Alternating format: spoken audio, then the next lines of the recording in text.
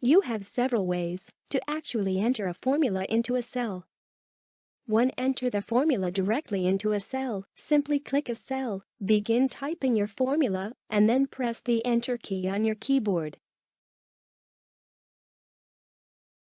To enter the formula into the formula bar, click inside the formula bar found above the column headers, type your formula, and then press the Enter key on your keyboard.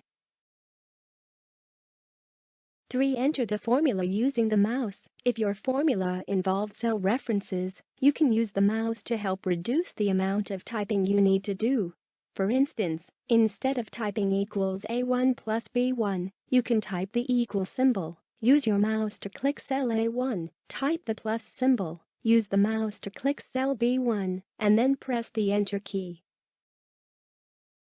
Or enter the formula using the arrow keys. If your formula involves cell references, you can use the arrow keys on your keyboard to help reduce the amount of typing you need to do.